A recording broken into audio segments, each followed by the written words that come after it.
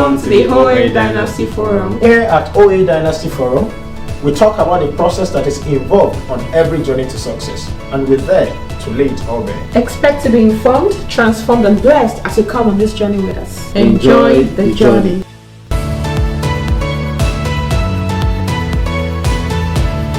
Hi everyone. Welcome to the OA Dynasty Forum. Yes, sir. And if you're a returning subscriber, thank you so much for always watching our videos, and we love you. Thank you so much. And if you're new here, kindly hit the subscribe button. Yes. We'd like you to be a part of what we're doing here. Okay, my name is Tolu. And my name is Anthony. And on this channel, if you wondering what we do here, we speak about process to success, and from our own experience, we like to give practical life experience as regards what our process has been like. Yeah. Every success has a process, so and we're there to talk about the process. So, like she said, we'll be sharing our personal experiences in some ways that has led to what we can record as success. Yes, so we thought it was important to share what our life as new immigrant was like in Canada. So how did we get here? My husband was the one who came first, so he's gonna share his own experience when he came in newly, because he came in 11 months before I joined him. So he's gonna share his experiences when he came in. Why did you come? So what brought you here? What brought us to Canada in the first place? In 2014, I got a PhD scholarship to come to Canada, and that's what actually brought me to Canada. So I landed in Canada January 17, 2015 to study PhD program in nutritional biochemistry, and since then I've been here. So you came here to study, and of course we got married, and I came here to join him. I landed in January, like I said, and she came in December. So just a few months apart. So that's what brought us here. That's what brought us to Canada.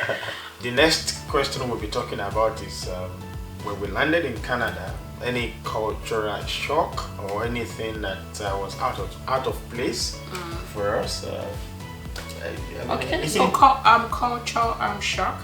So basically, I did my master's in the UK. So I had, coming to Canada was not my first experience outside my birth country, which is Nigeria.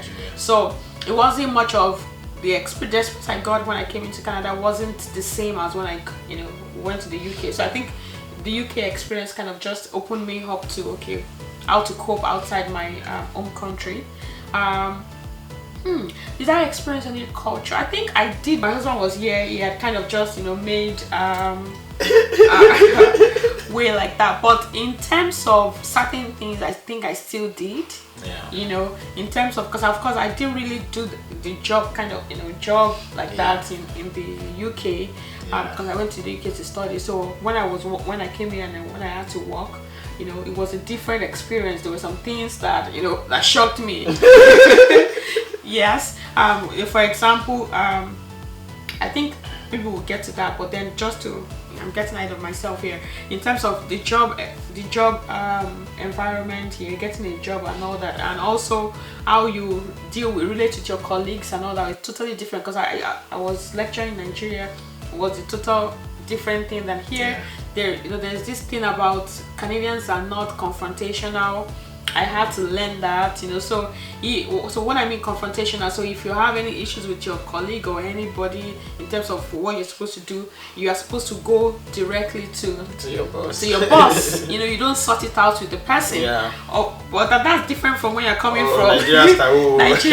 You sort it out. Why do we need to tell our boss that? We'll send this course. So I think that was something that shocked. The winter was quite mild. The year I got in, so it wasn't much of a big deal. So I think one thing that I would say was maybe because when I was in the UK, where I was living, I was eat and light inclusive, and I know we're going to get there. It was eat and light inclusive, but when we got here, the apartment that we rented at first, we had to pay our own electricity and all that, so we had to kind of just regulate things. I know we'll get there, yeah, but yeah, any culture shock for you? Coming to Canada in 2015, I was looking for where to get African food. I wanted to eat eba. I wanted to eat egusi, and eventually I got to know where I could buy those things. And but outside that, when you go to meetings or you go to lunch, you go to events, you have to eat a different type of food. So I had to learn how to eat all those, all those type of Canadian food, and that wasn't really bad, because I want to believe I adapted to the system quick enough. And that's my son right there. What do you need, sir? So like I was saying, the food was one of the main thing. I had to learn how to eat things that I wasn't brought up with. Even till now, I looked at some of the food. I said, no, I'm not eating that. But I think you're even still better than me when it comes to adapting to new food. Yes, I can. Yeah. I'm not bad at trying out things, but there's this one they call stick. Is it stick or steak? Yes. That one I still run away from it because you look at it, you still see blood in the meat. No. Yeah. So I just eat the part that is, that is well done to me, and the other side I just leave it. Yeah. So the food, the people, the way they greet is different. For example, one of my friends came to pick me up, and we're going out, and one elderly person was, turning ahead of him, and it was like within me, I was like, this guy, you don't have respect. How can you do like that to another elderly person? Yeah. But later on, I got to know that that's how you greet people, because in Nigeria, you do this to somebody, it's fight to finish. It's something like your mother in Nigeria, So, but here it's a it's a normal way of greeting people. You just do like this to people instead of honking every now and then. You just do like this, and the person would do like this back and things like that. So that, then what else? The clothing, because we came from UK, so the clothing was not really of a shock to me. Then another thing was the weather. Landing January, which is more or less like the middle of winter. I was talking to the taxi man that brought me home. I was like, are you sure we're still on the road? Because everywhere was covered with snow, white, and the man was like, no, don't worry, I'll take you to your home and things like that. So because in UK I was at Nottingham, not much of a snow. When it snows, people celebrate, everybody's everywhere taking pictures. But when it snows here, it's a burden to people because you have to clear it and you have to do a lot of job to make your environment safe and things like that. So when I landed, I didn't have the snow appropriate kind of shoe, so I had to go get something that can, I could remember I lost one of my good shoes because I wasn't used to walking in the snow, so I went out with that shoe, and someone said, is this what you're wearing inside snow? So, and because they salt the road and things like that, so that shoe, it paid me. I lost that shoe to snow. But I learned how to dress and things like dress that. Appropriately. Dress appropriately and to wear the appropriate footwear, because people can just slip and fall down and have serious injuries. So, how did we settle in? So, go first. How did I settle in Canada? So prior to coming to Canada, I made few contacts. My wife got to know one of our big sisters. Her husband was doing PhD, I think, at Simon Fraser University. So we contacted him. So he gave us a lot of information about Canada generally, although he was unable to give us more specific information about Newfoundland. because Newfoundland and BC, different. 2 worlds apart. So he was able to give us more information. Then, when I was going to get accommodation, yeah, he told me how to look for accommodation. He gave me the website to go to, because the way they look for accommodation here is different from the way I would have, the approach I would have taken if I was to do the same thing in the UK. So he gave me the website to go, which is kijiji.ca. Then narrowed down to Newfoundland. Then I went, we checked that. I think we did some of those searches together. Yeah. So at some point we saw the houses that, potential houses that I could live in. Then some of the landlords were asking for email money transfer. Exactly, that's another big shock. It was a shock. Yeah, we should have added that to the shock. In Nigeria, you have to get someone's account number. You go and pay money to the person's account. It happens in a number of places too. But in addition to that, here they have what we call email money transfer, which means to send money to you, all I need is just your email address. So I was asking the landlord for his account details, and the guy was like, no, nobody gives out that information in Canada. So I was shocked. I was like, how do I pay you without the account number? So he said all I need to get from him was just his email address. So I contacted that bros, I call him bros. This man is saying I could send money to him with his email address. And he said, yes, that's how we send money here. And I was like, really? But then I don't have any money in Canadian dollars. So it was that bros, or that brother, that big brother that sent that money on my behalf to the landlord. Then I contacted one of the guys in the lab I was coming to in Memorial University. So the guy went to check the house for me, and he emailed me that the house is okay, not too far from school and things like that. Apartment. But it was a shared apartment with 3 other guys at the main floor. Then there are 3 guys at the basement, so making 7 guys in that whole building, But that was, what I could afford then, because I could save more money living in a shared apartment, And to get house in school, it was more expensive, so I prefer to go for that option. So that was part of my settling in. I would say more later. How did you settle in? Yeah, of course. You were here. You had done, the. Oh yeah, that's true. Yeah, so I just came into. Well, I think you had done it physically, but we were, of course, in touch. Communicating about it together on phone and all that. Okay, so this is the apartment and all that. So when we got to that apartment, for me, I was grateful that, of course, thank you, Lord, for bringing me to Canada eventually. Landing safely. Yeah, exactly. So when I got to the apartment, I was like, okay. What is this? Because where I was living in Nigeria was better. Yeah, that's true. Yeah, it was better than when I came. So I think I should give a perspective to that. Yeah. Before you get into that, so. Like I said earlier, I was living in a shared apartment with a couple of other guys, and that was in January. Then I went back to Nigeria in December for our wedding.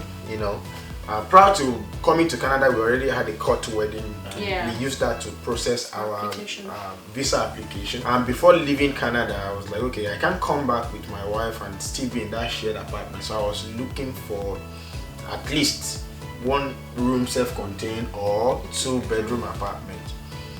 So I got a 2-bedroom apartment, and prior to getting that, my landlord as at then has a lot of houses around, but he didn't have any vacant apartment as at that time. So the day I actually gave the other landlord my words that I would take that 2-bedroom apartment, that was the day my landlord called me that now he has, a vacant apartment that I would love, and I told him I already, gave someone my words, and if I've said yes, I don't, come back to say it's a no, So he took me to that apartment, and it was everything I ever wanted, but I already committed myself somewhere else, and but where I made my commitment to. Like the picture, like I won't do that again. I won't do that again, right? yeah. But what was in my head was that okay, I needed a privacy for my wife. I don't want to bring her into a shared apartment which is not, we cannot be justified anywhere. And she needed privacy. She, things like that was what I was focusing on. And you have to get over there.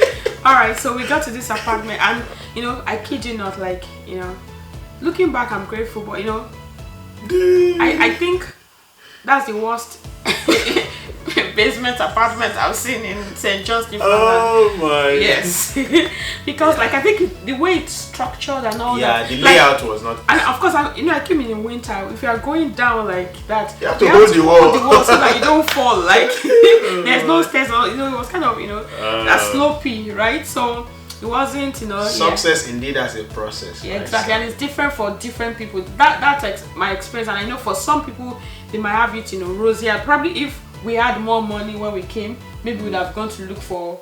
Maybe we should make another episode on that house. Yes. There's a lot of story behind that house. And yes. we lived there for 7 months. For 7 months. For 7 months, yeah. Yeah. So some other people might have it, better, and some other we have seen some other people that actually had to live with some family before like they Scots, eventually got their own apartment, right? So it's different, strokes for different folks. But this is our own experience. And this apartment was not furnished. It wasn't furnished. Furnishing it, maybe we'll bring up that as a story for another day. Yes. We have a lot of stories to tell about Canada. Yeah, but it's been good. So it's been good. So now, in terms of how we settled in, I think for job, because I came in, I left my job. I was on leave for my job, and I came in. I needed to get another job. So there's this friend of mine that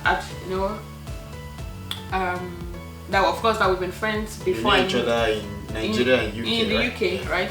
So I told her, I'm in town and all that. So she came visiting, and then I was like, okay, now that I'm here, what next and all that. Yeah. And to be honest, me, when I was coming, I just knew God was going to sort us out. I just knew I'm going to meet my husband. I love my husband. Let's just start like so. To be honest, I would say I had everything figured out. I didn't have it all figured out. No, I didn't have it all figured out. So when I came, I was like, okay, now that we are here, what next? Yeah. And she was like, okay, I can submit, your CV at my place of work, And so I sent my CV to her, and she was like, oh, I think you should, write it this way, write it that way. Yeah. So I submitted my. She really tried. Yes, shout out to you, girl. So she submitted my CV, and then I was called for interview the following week. So I got into Canada on a Wednesday. Yeah. The following week, Thursday, I went for the interview, and she told me, like, this is how you know you've gotten the job. If they tell you to fill out some forms after, then you've gotten the job. So after the interview, they told me to fill out those forms, and of course I knew I'd gotten the job. Although the confirmation, like, from them didn't come until I think January 11th. Until December 31st. Okay, January. I was to start January 11th. Oh, sorry, starting January 11th. Exactly. So so it was a good settling in terms of I got that job. It wasn't like proper office job. But it was still a survivor job. And I know we've done an episode on you can click on the link on survivor job. Yes. So that's what. Having that friend was actually very helpful, instrumental to me getting that job. So, I think we need to mention that. Yeah, settling in, you need friends. You need people you can to get trust. information. Yeah, people you can trust to help you do some running around or like someone helped me to go and check the apartment. I don't know how far that apartment was going to be from my school. Because I was coming, no car. I was going to use my legs to walk around everywhere. So I didn't want to be too far from school. And I've been told that the bus system in Newfoundland was not, very consistent compared to the UK. Compared to UK, so I had to live somewhere very close to school so that I can, get there on time and things like that. So you need trusted people to do some things for you. And I think another thing that actually in terms of settling in is also like a community. So for us it was a church community. Yeah, the church community was having a place where you can fellowship together with brethren. And we came to the church, and in fact the word of God was very powerful, and I just knew that this is the place for us to be. Of course my husband had been going to the church before I joined him, and we just knew that this is the place for us to be, and our lives have changed, tremendously by being a part of our church. Yeah, we continue with how we how we got to Canada and we survived as immigrants. We continue with this story. It's interesting, super story in our next episode. Thank you for watching this video. Kindly subscribe. Thank you.